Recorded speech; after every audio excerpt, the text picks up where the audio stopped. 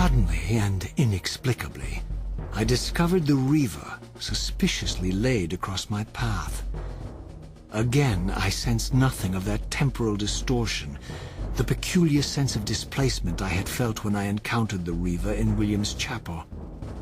Cornered here with the blade, I suffered the same nameless dread that I had experienced when Janos first presented the Reaver to me.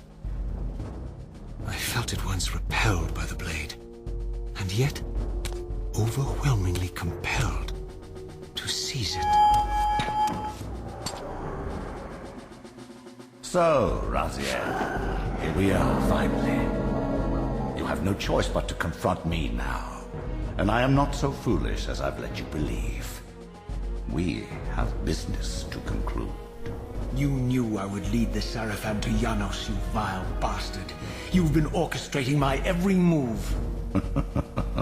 My destiny is an amusement to you. It was fun while it lasted.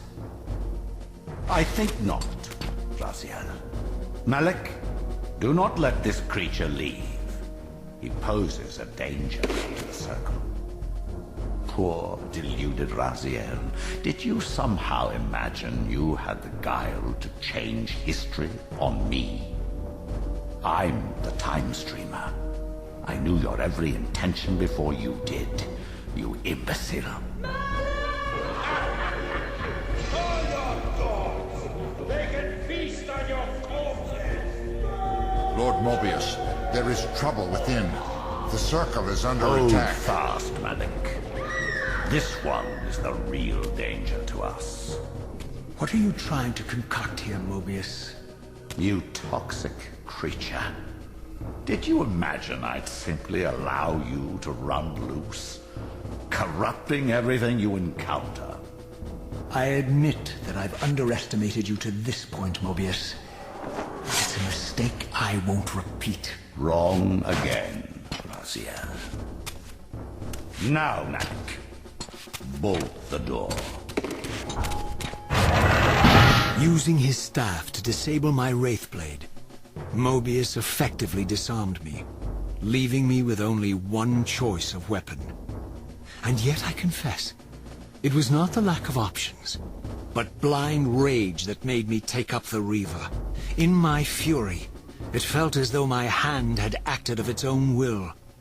And now, that same hand clutched the hilt with unyielding strength, and I felt a constrained tingling, a remote but palpable sense of longing, as the disabled Wraithblade tried vainly to embrace its physical twin.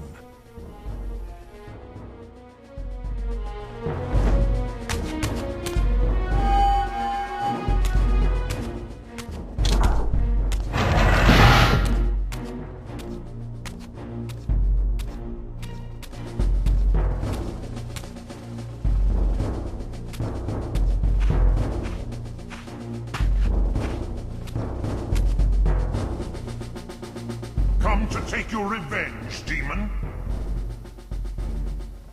Back to hell with you! I recognize these two as my former brethren, in life as Sarafan, and in unlife as Cain's vampire sons. Melchiah and Zephon, the weakest of Cain's brood. These bastards had no idea what future lay in store for them, how they would become the very thing they so despised. The Reaver hummed with ravenous anticipation. Janos had called it a vampiric blade, endowed with the power to drain its victims of their lifeblood. I was eager to see what the Reaver would do to these two. So, these past two cutscenes reveal a couple things. One, that Malik was actually forced to stay during Vorador's destruction of the Circle, which ironically means that he was killed and then his soul stripped from his body because he followed orders. The other thing this cutscene reveals, you may remember in the Chronoplast when I was talking about how Melchiah's symbol was on the ground, and I was talking about how weird that is. If you notice in the previous cutscene, Melchiah's symbol can clearly be seen on it can be seen on both of their little tassels in between their legs. So they actually have the symbols of the clans on there, which means that it's actually been their symbols for their entire lives. Which just adds even more irony to Kane's decision. Yeah, I was gonna say it's simultaneously awesome and sad. Yeah, it's kind of interesting. So, this fight, you may notice you don't take any damage, no matter what happens. The Reaver is basically keeping you alive.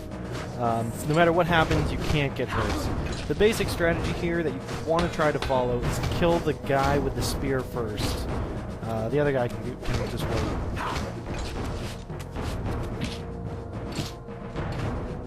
So now we have Raziel with his hands super glued to the Reaver.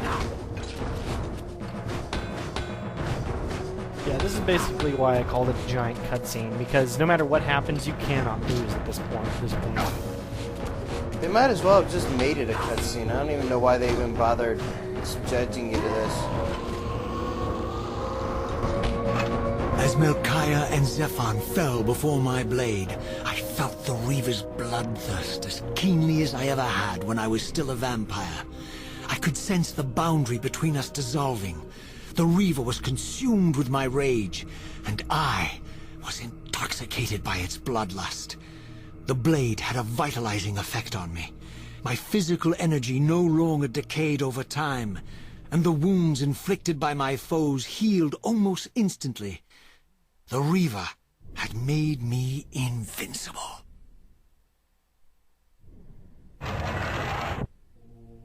Yeah, I can see where you're coming from. Like, on one end, it does really seem like it could have just been a cutscene, but on the other side, it is an interesting little experiment in visceral storytelling. You actually do all the things he says, which is kind of interesting as well. It's just a shame that they waste these amazing enemies and bosses, because there's just no challenge. Yeah. It's like, alright, well, we'll just make these guys as hard as possible. Because, hey, you can't die.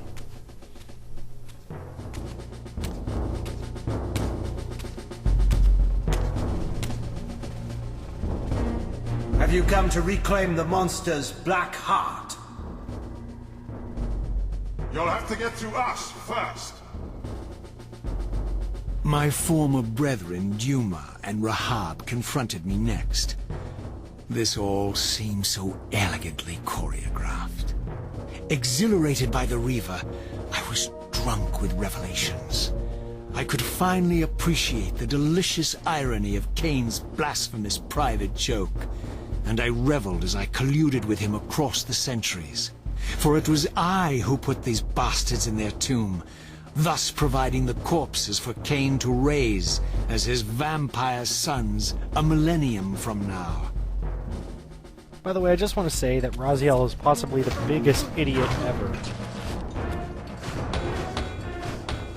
I agree, but I would like for you to elaborate. Well, this entire game, he does nothing but do exactly what Mobius wants him to do the entire time. Like, every single tiny bit of choice he thinks he has is doing exactly what Mobius wants him to do in every single manner. Isn't that kind of the dramatic irony of this game, though? Yeah, I guess so.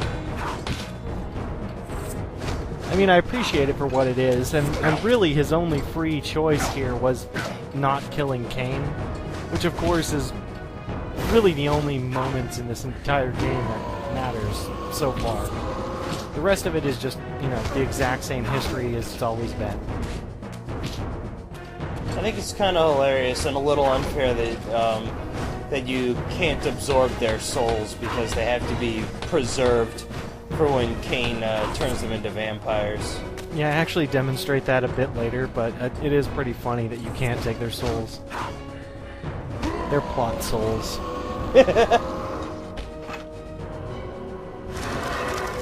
Yeah, they gotta be buried in their plot. Yes, I just went there.